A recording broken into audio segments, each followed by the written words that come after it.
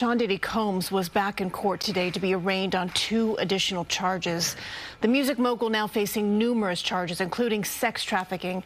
His trial is due to begin in May, and Alice Gaynor was in court and has more now on why that date could get pushed again.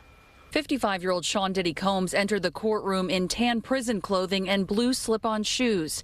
He nodded his head, seemingly to an imaginary beat, while seated and waiting for the judge.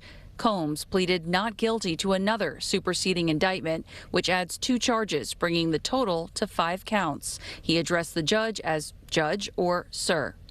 Combs is charged with racketeering conspiracy, transportation to engage in prostitution, and sex trafficking. It's alleged he used threats, force, and coercion to get victims to engage in sex acts, once allegedly dangling a victim over an apartment balcony, prosecutors say. Jury questionnaires are scheduled to be distributed at the end of the month for a few days, and on May 5th, prospective jurors will then be questioned individually. Opening statements are set for May 12th.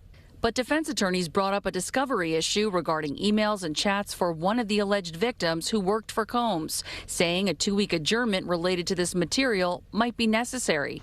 They accused the government of cherry-picking certain messages and not obtaining all emails and messaging chats from this person, telling the judge, "It's troubling to us." Prosecutors explained the accuser did a keyword search and that they are not in control of all her company emails, likely more than 200,000 of them. The judge said, "We are a freight train moving towards trial," and told the defense they had 48 hours to file for an adjournment if that's what they plan to do. His attorneys did not speak outside the courthouse, but of the last superseding indictment recently said, quote, "These are not new allegations or new accusers. These are the same individuals, former long-term girlfriends, who were involved in consensual relationships. This was their private sex life, defined by consent, not coercion."